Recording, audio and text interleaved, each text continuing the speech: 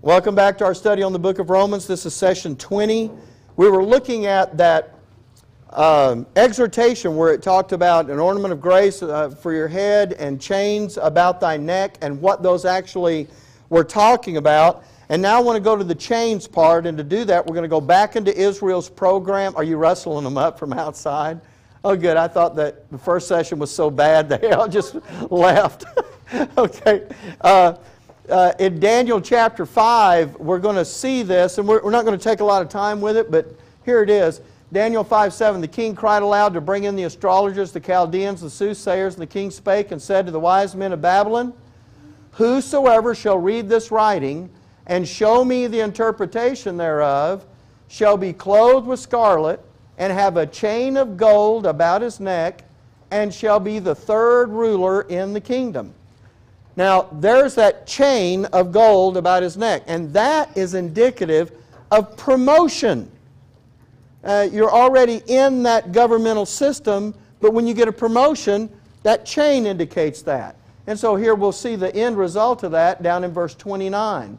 Then commanded Belshazzar, and they clothed Daniel with scarlet, and put a chain of gold about his neck, and made a proclamation concerning him that he should be the third ruler in the kingdom. So he got elevated. The kingdom is divided into thirds, and he is over 1/3 of the kingdom. And so it's that chain is what indicates that. Anybody that sees him and they see that chain, then they understand that he's been elevated or promoted to that place. Well, that's a very similar type thing that is taking place with us when we are glorified together with Him. We're going to be promoted. And so, so those exhortations for Israel give us a parallel to what we're going to be looking at as sons in the dispensation of grace.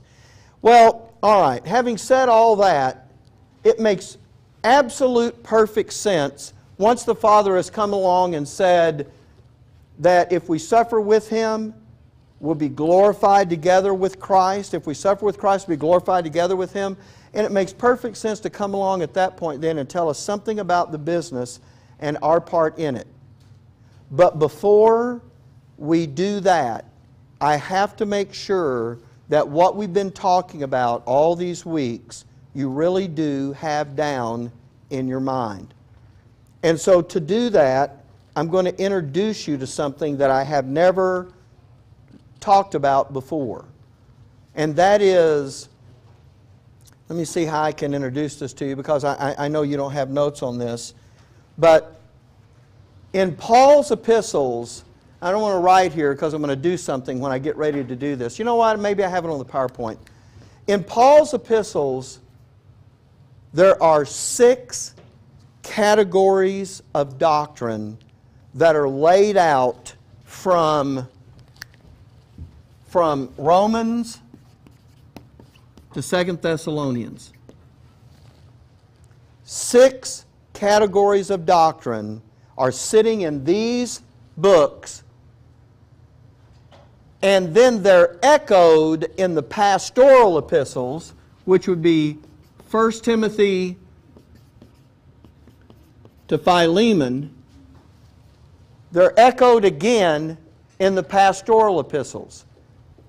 6 categories of doctrine, and these are important because, number one, all 6 of them are necessary if you're actually going to mature and grow like you're supposed to. They're all in the sonship education, and you'll get to see them. In fact, I'm going to show you the 6, but I just want to talk about one, and you'll see why I picked to do it this way. So those 6 are here, and I'll talk about these in a minute, but they are spelled out in Paul's epistles where you can very easily find them. Here's the second thing about them. By terminology. He uses a certain terminology, and I'm going to tell you that terminology in just a moment. The second thing about it, these 6 categories of doctrine are favorite targets of the adversary. And what he is seeking to do is to, first of all, keep people ignorant of these doctrines. He wants us to be in the dark about them. The second thing is, if you do find out about them, there is a special work on his part to corrupt your understanding of those doctrines. So the first thing he'd like is that you just don't know anything about them. The second thing is, if you learn about them, he wants to corrupt your understanding of them so that you don't really have a handle on them. So then knowing them doesn't do you any good. And when I talk about they are favorite targets, oh, I mean. And so Paul points these out with very special terminology. And what he is what he is saying is, in essence, is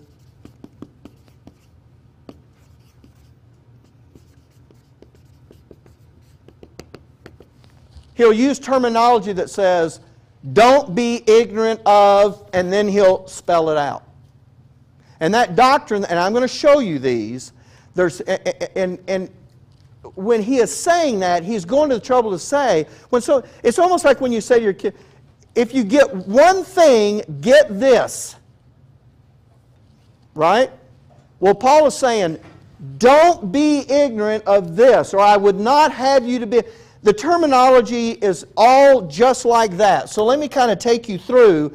I'm not going to spend time on the 6. I just want to show them to you.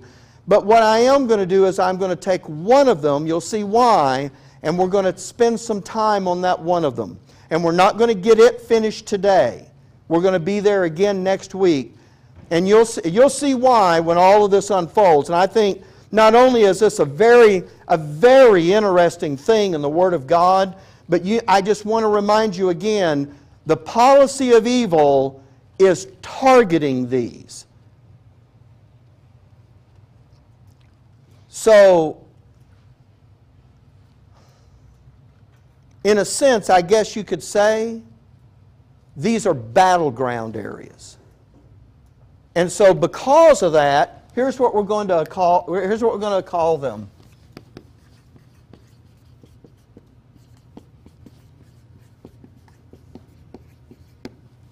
Essential doctrines. Now, I'm not going to write them up on the board because I have them to put on the PowerPoint. But when Paul is talking to us about it, he is emphasizing how critically important these are. And that's highlighted by that phrase, but I would not have you to be ignorant, brethren, concerning, or brethren, be not ignorant of, or some kind of terminology just like that, that automatically draws your attention to these things. And like I was saying, these are pet doctrines that Satan really has in his sights. And if he can keep someone ignorant or even corrupt their understanding of it, it's a real feather in his cap. It's a way for him to boast about how successful his policy of evil has been. Now, I did say that they were also in the pastoral epistles. And over here, the terminology that highlights them is not this terminology, but it's a little different. He'll say, this is a faithful saying, or this is worthy of all acceptation. He's using that kind of terminology. And I know that you've seen some of those when you've read over there, or he'll say, this is a true saying. And then he'll talk about something. He is taking these same things that he talked about, don't be ignorant of here, and when he gets into the pastoral epistles, he's going to do those same things over there. Now, I don't think for our purposes it's important for me to go highlight them for you in the pastoral epistles, so I don't plan on doing that. But let me tell you that here's why they show up over here. Because those are pastoral epistles, they're to pastors, what he is doing is he is addressing these 6 doctrinal issues within the framework of a local assembly and how the policy of evil will attack that assembly with regard to all 6 of these doctrines. So pastors are being warned, this is what you need to be looking for, because here's how the policy of evil is going to try to corrupt this in your local assembly, or create ignorance of these issues in a local assembly. Okay. So all I'm going to do is outline these for you, and so here we go. We'll just take a quick look at them, and then I'm going to revisit one of them. So here it is. The first one is found in Romans chapter 1 and verse 13. And that special, now there is another name I'll attach to it, but for now I'm calling it the purpose of Paul's special apostleship. I'm saying it like that because most people that you would talk to are ignorant of what that is. The purpose of Paul's special apostleship. Now you already know the answer to this. You may not be thinking about it in those terms, but as soon as I say it, you'll go, oh yeah, I knew that. But let me just read the verse, Romans 1:13. Now I would not have you ignorant, brethren, that oftentimes I purposed to come unto you, but was let. The word let means what? Yeah, held back or hindered, okay? But I was let hitherto, or up to this point. I was going to come and see you, but up to this point, I just haven't been able to do it. That I might, by the way, I don't want to time out. I started to go time out, but they'll cut the camera off. Look, this is one of the reasons when Paul does this with the Romans, he also does it with the Corinthians. He said, I purposed to come to, I was going to go down to Macedonia, and I purposed to come to you on the way back. He said, but I didn't do it. There was a criticism of Paul, and one of those criticisms was, you say you're an apostle, and if you're an apostle, that means you were sent by God, and if you're sent by God, if you say there's some place you're supposed to go, then you should go there.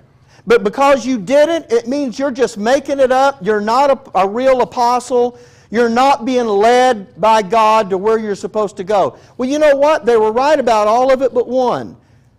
Paul isn't being led by God about where to go. As an adult son, guess what?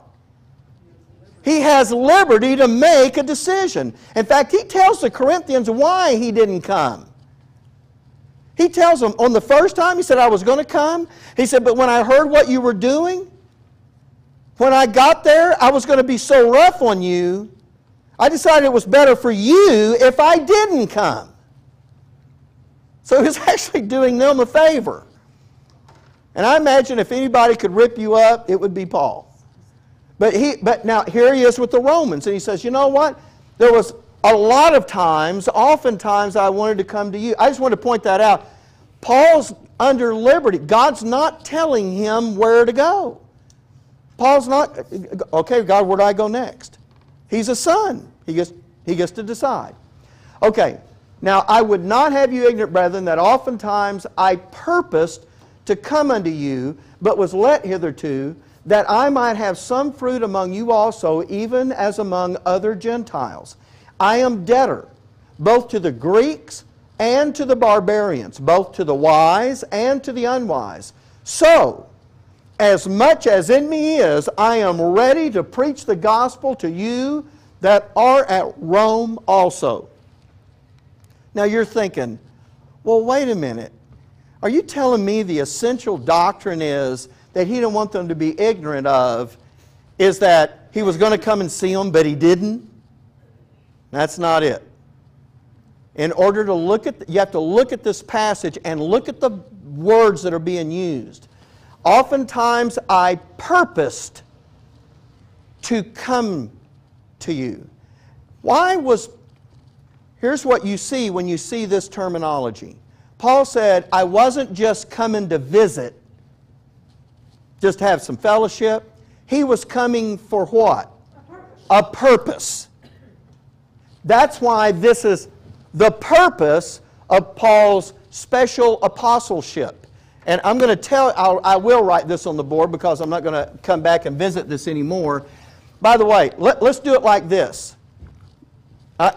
This is perfect. This is exactly how we'll do it, just like this.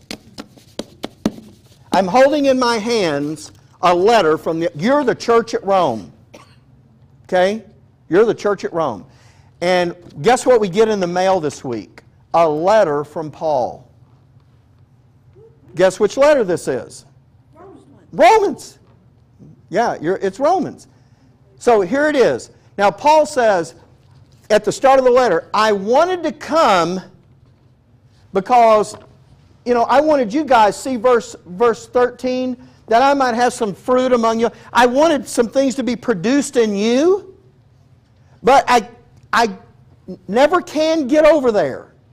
So guess what he does instead? He writes a letter. And so now you have to ask yourself, what is Paul doing in this letter that he would have done? What was his purpose in coming? The same thing that's contained in this letter. Well, what is contained in this letter?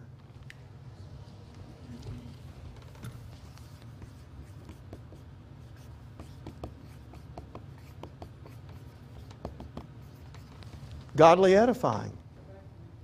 Huh? Gaudy edifying. If I was doing it, it would have been gaudy edifying. Paul does it, it's godly edifying.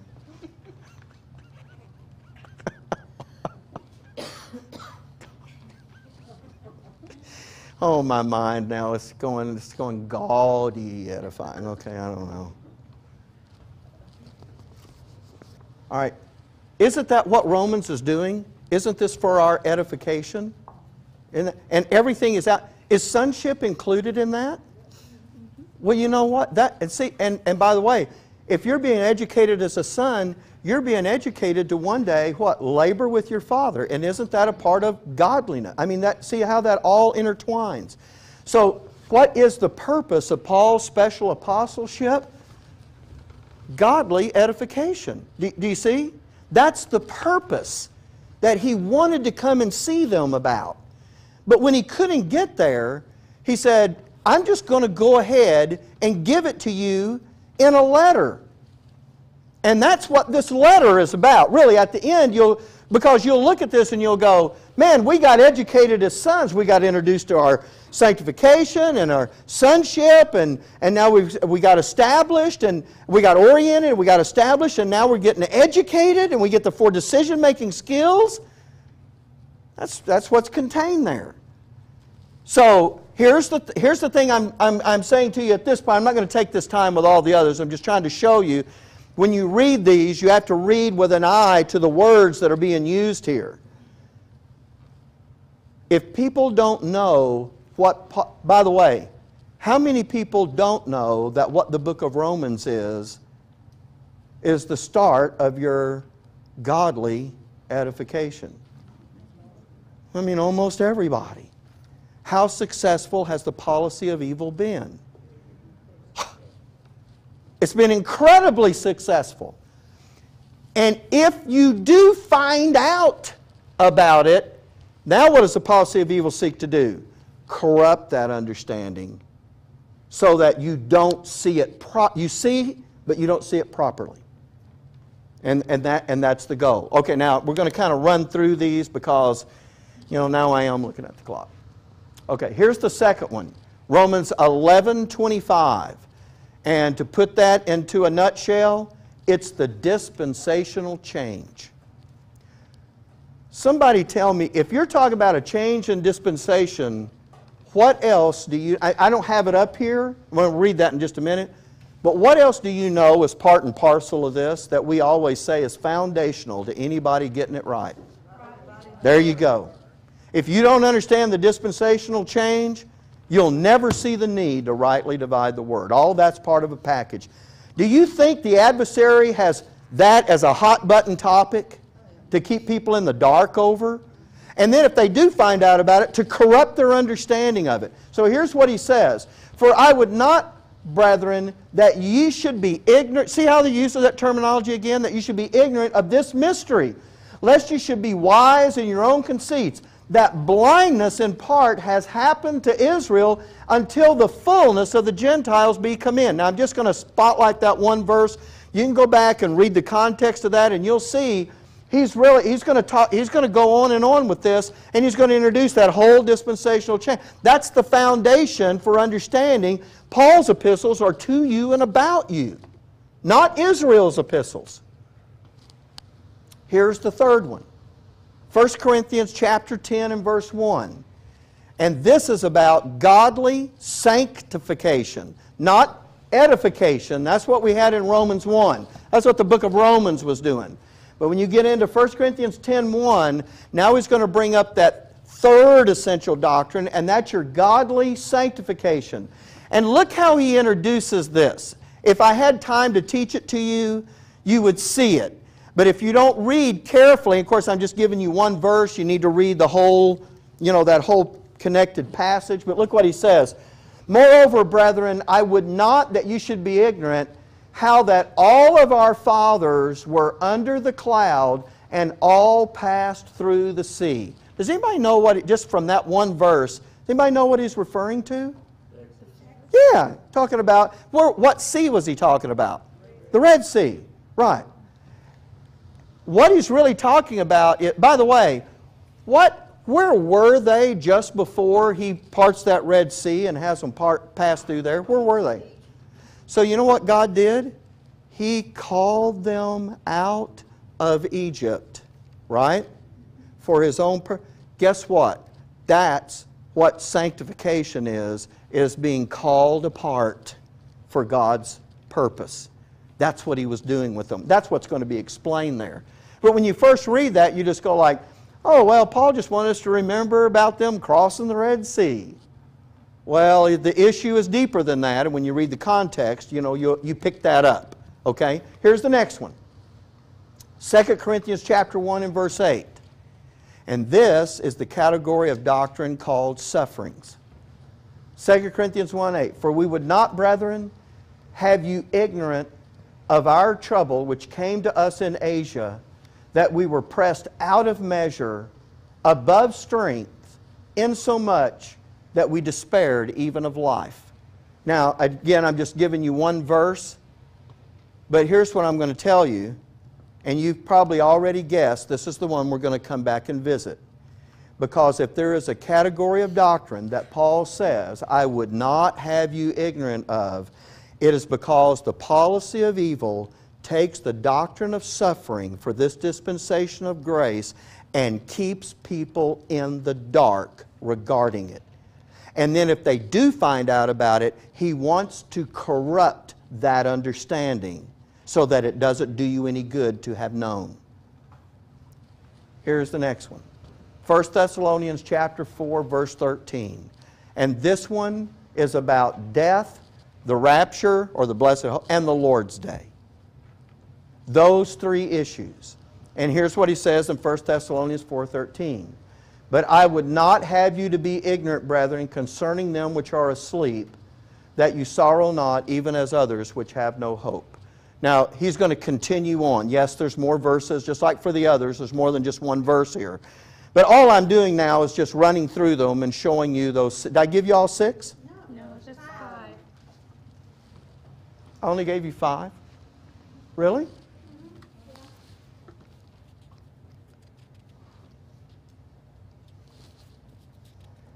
Did I give you, 1 Corinthians chapter 12 and verse 1. 1 Corinthians chapter 12 and verse 1. I don't know why I didn't get it on the PowerPoint. This is going to be, by the way, let me give them to you in order. This is number 4. Number 4, the first 3 are right. The 4th one is the one I left out, and it is spiritual gifts.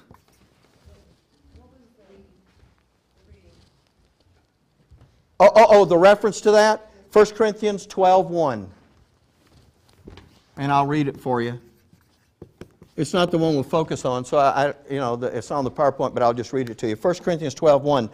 Now concerning spiritual gifts, brethren, I would not have you ignorant. See here, so there it is. All 6 of these, But you want to talk about 6 areas where the church has made a mess of stuff. Just look at these 6 areas. It's incredible how successful the policy of evil has been in all 6 of these areas. And that would make, just for the numbering sake, number 5 would be 2 Corinthians 1:8. There's the suffering. So number 6 would be 1 Thessalonians 4:13. Everybody got those in order? Now, by the way, I tried to give you those in order. I left one out.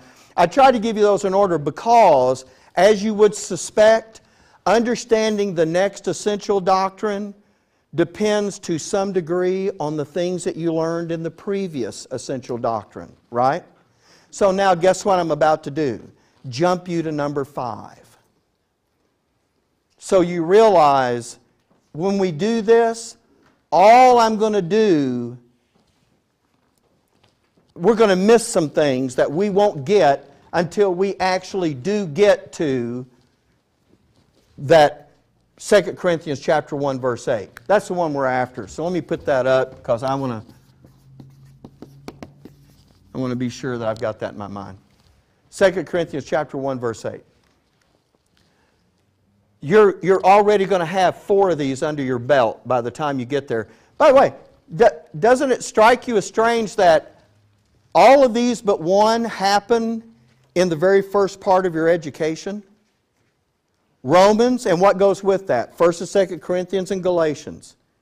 You've only got one that's sitting out beyond that, and that's that one over there in Thessalonians that he's reserving until the very end to give you that one.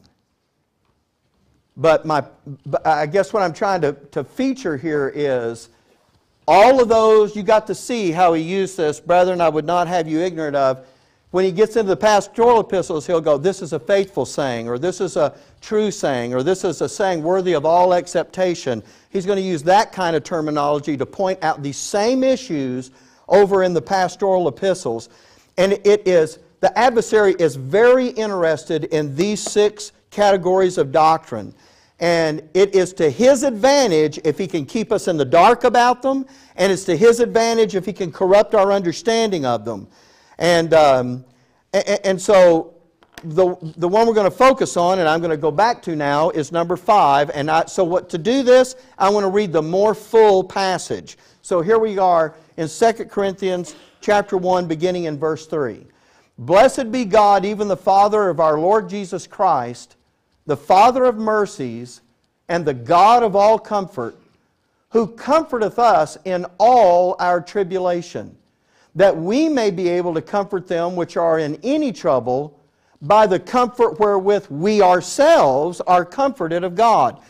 It's not hard to see he's talking about a response to suffering here, right?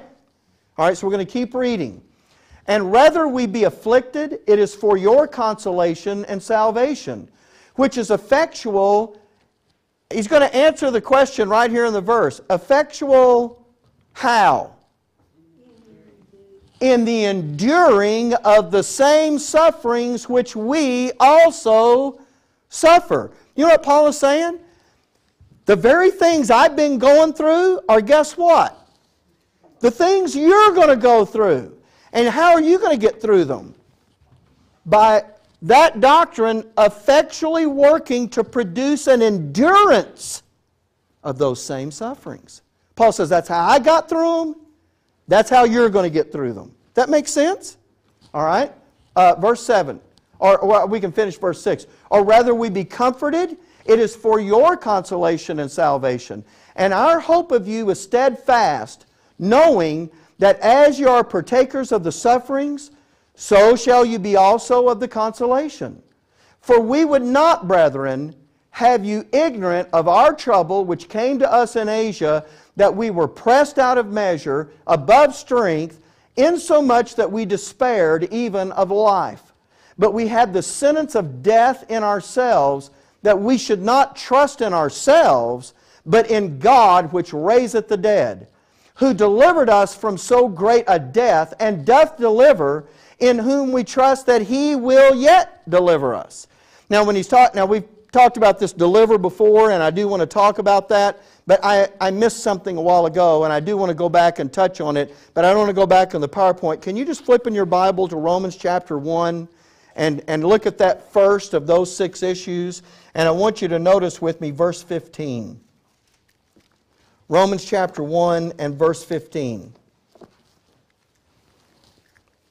By the way, according to Romans chapter 1 and verse 7, well, you already know the answer to this without looking at verse 7. Who is Paul writing the book of Romans to? All right, Rome. But who at Rome? Everybody in Rome? Who? To the saints. Verse 7 says that they are called to be saints. So are these people saved? Yes, they are. So look at verse 15. So as much as in me is, I'm ready to preach the gospel to you that are Rome also. You know what everybody thinks when they read that passage right there? I'm going to be winning people to Jesus. I'm preaching they only think of the gospel as the good news of salvation. But he's writing to people who are already saved. You know what this good news is? It's the good news of your godly edification. It's for people who are already saved. I just wanted to point that out because when they read that, they go like, oh, so he's trying to hide the gospel of salvation. Satan's not near as worried about hiding the gospel of salvation as he is about hiding godly edification. I know that sounds strange, but that's where his focus is. Okay, now, let me catch you back up to where we are now. We're reading this passage in 2 Corinthians, and I know it's kind of a lengthy passage, but understanding suffering is an essential doctrine.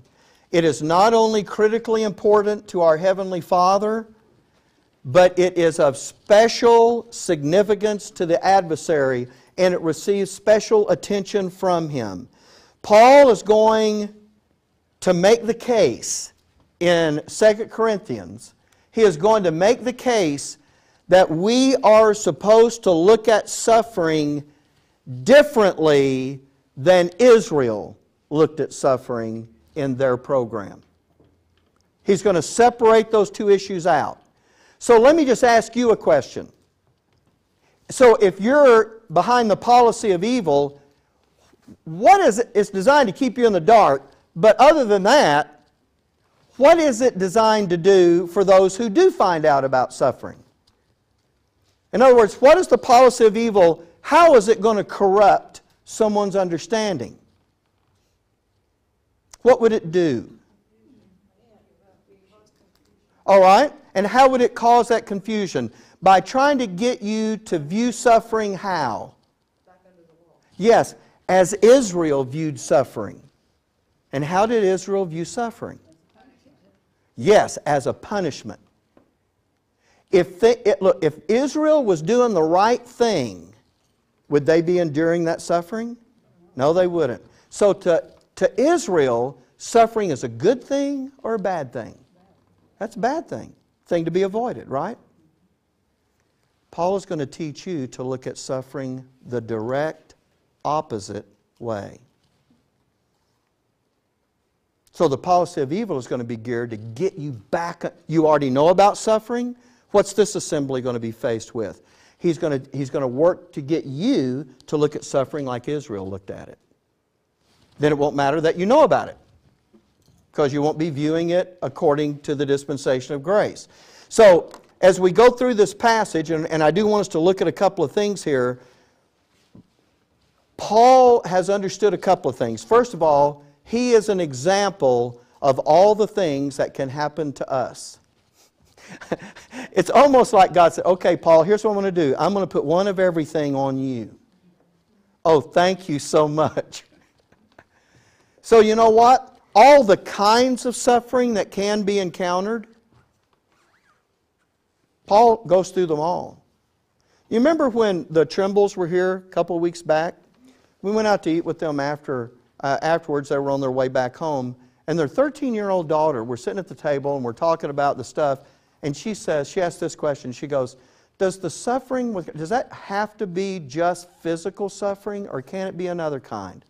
That's a good question, isn't it? And what's the answer? Yes. Yeah, it can be any kind of suffering. And Paul goes through them all. Now, there's a reason I kind of picked not only was it the place where he said don't be ignorant, and that's where we are, but there's something else that we're looking at here as we read through this. Boy, we're running out of time. When you read through this passage, you're going to come to see. Now, understand, when we're looking at it now and next week, you're only going to, I think you'll see about 70% of what's in here. But when we get here through the education, I think you'll see 100% of it. I think you'll see a couple things you'll go like, oh, you know what? I see something now I didn't see there before. But I'm not real interested in trying to just jump you ahead, but there are some things I think critical to being able to satisfy me to say, I can move you in Romans 8 on to the next part about your Father's business, because now we have nailed down all of these questions and issues and concerns about the suffering issue. And this is just the way I've chosen to do it. Paul's come to see his Heavenly Father in a very precise way. Look back at verse 9. But we had the sentence of death in ourselves, that we should not trust in ourselves, but in God. And then look how he describes Him. Who raiseth the dead, and then that colon tells you what? The things that follow are connected to that phrase, right? And here it is. Who delivered us from so great a death, and doth deliver, in whom we trust that He will yet deliver. And is he talking about bad things didn't happen to him, that kind of deliverance? No, he's talking about being delivered from the effects of those things that came upon him. What they were designed to produce in him. What were they designed to produce in Paul? To quit. To throw in the towel. To walk away. That's what they were designed to do. Paul says, this thing worked in me so that I was delivered from that, but was he physically delivered from being beaten? Was he physically delivered from going shipwreck? Was he physically delivered from, being stoned? Well, no, he wasn't delivered. Even the mental trauma, was he delivered from that? No, he wasn't. What he was saying is these things weren't successful. That's where the deliverance came. Remember I talked to you last time? God is not disinterested. He is doing something. He's just not doing it in the physical world. He's doing it where? In your inner man. So I want us to look at this. Look back with me here now at verse 4. Who comforted us in all our tribulation, that we may be able to comfort them which are in any trouble by the comfort wherewith we ourselves are comforted of God. For as the sufferings of Christ abound in us. Now there is a category of suffering. The sufferings of Christ. And actually, I should have called that number 2. Because in Romans 8, before you ever get to 2 Corinthians, you're already introduced to another category of suffering. Does anybody remember what that's called? Yes, the sufferings of this present time. And the reason that should be number 1 is not just because you see it first in your Bible, but it's the first kind you encounter. It's part of living in a fallen world. So because that's the first kind you encounter, that's what you're given first in Romans 8 when you're introduced to the suffering doctrine. But the sufferings of Christ are the sufferings that are on you only because of the policy of evil targeting you. Both of these categories of suffering Paul has in mind. It's just that not until you get to Corinthians does he introduce you. Well, you do find out some things in Romans, but the policy of evil is going to be the one that comes later, not the one that comes first. So all of the trials and the tribulations that the policy of evil brings upon a person, Paul puts under a single umbrella, and he calls it the sufferings of Christ. Now there are 2 aspects that make this an essential doctrine. Here's the first one. The reason that this is an essential doctrine is because You can't look at it from Israel's program and know what to do today. You can see why that would make it essential, right? You can't get it right by going back to the Old Testament. You can't. Because it's the opposite. Here's the second reason. Because of the nature of suffering. Do you know what the natural inclination of anybody in their right mind, I'm going to put that in there, natural inclination or how they're supposed to react to suffering is that they don't want it. I mean, nobody likes to suffer. We're built that way, right? I mean, look, here's a perfect example. He's miserable. Nobody likes to be miserable. But he's getting the doctrine at an early age. And so, here's the two issues, at least the two we're going to talk about right now, that really make this issue of suffering an essential doctrine. I have a couple things to say. I know we're out of time, so let me just say these couple things, and then we're going to just reserve the rest of it for next week. In verse 8, Paul refers to, let me just give it to you. Paul refers to the absolute worst time he ever suffered in all of his life. I want to show you what he says. For we would not, brethren, have you ignorant of our trouble which came to us in Asia, that we were, and watch this terminology, pressed out of measure. What does that mean? Yeah, I mean, it was past the, out of measure? Okay. Above strength. Paul said, there was nothing in me that was able to go through this. Insomuch that we despaired even of life. When someone gets to the place where they despair even of life, suffering can't get any worse. That's the worst it can get. And you say, well, what if it kills you? Well, then guess what? You don't have to suffer with it anymore. So there's your out. What's worse, if you're going to torture somebody, you know what you do? You keep them alive so they feel it, right? Okay, they teach you this in Louisiana. Okay. But, merciful would be, what the crook always says to the good guy, you tell me what I know and I'll kill you quick. If not, this is going to stretch out for a long time. And then they hang him up and spray water on him and they get those two deals hooked to a car battery. It's just not good after that. Well, all right. But we're not through with this passage, but I'm just trying to show you that he's saying that it can't be any worse. And Paul calls it something else in this next verse. But we had the sentence of death in ourselves.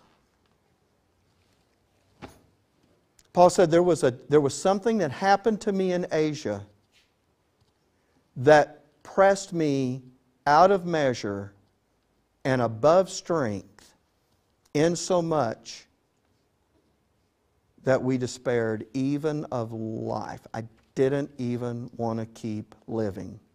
I had the sentence of death in myself. If you're Israel, you know what you'd be thinking? God is mad at me. But Paul knows there is a purpose. See that word that? That is a that. Can I just say that one more time? That is a that of purpose, and that's that. That's a that of purpose. What I'm going that I may do. It's a that of. This is a that. This is a that of purpose. I love these words. Why did God allow Paul to have the sentence of death in himself? That we should not trust in ourselves, but in God. There's something being done in Paul in this, And he's learning to look at God in a different way than ever before. Now, I really just need to stop here. There's plenty more that I have to say in my notes about this. I'm just going to stop here because we're out of time. But look, here's what I'm going to tell you. This is the way I see it. It may not be this way for you. I'm betting it is because I think we're all in the same boat. But I'm going to give you the benefit of a doubt and say, maybe you're ahead of this. Okay. The more I see about the things that we're being taught in this curriculum, the more I understand that the way God is doing it in the dispensation of grace is almost the direct opposite of the way I always understood it should be done. And that happens in more and more ways than you can imagine. When we come back next time, I'm going to show you 4 statements that Paul makes about suffering. You're aware of them, but I want to show them to you in the order that he talks about them, because he talks about enduring suffering, and then he talks about taking pleasure in infirmities, and then he talks about rejoicing in tribulation. And then the last one is, he says, and I want to be a partaker in the fellowship of his sufferings. He says, I want that. Nobody would ever make that statement apart from this doctrine. They would be looking at all of that and saying, I don't want to suffer. Paul says, if you look at this from Israel's program, you're going to get it wrong. And if you look at this from your natural response to suffering, you're going to get it wrong. And do you know why? All those years I taught it wrong? And why, if you were to go around and interview preachers, why they would get this wrong? Because the only way we ever understood suffering was from the standpoint of the wisdom of men. The wisdom of your Heavenly Father is 180 degrees from that. And if you made a statement to someone without any background work, they would know for sure you were off your rocker. Well, for some of you, they would be right. But you would still be correct in your understanding, right? You would be correct. So we're going to come back. I want to use this as the opportunity to nail this issue down.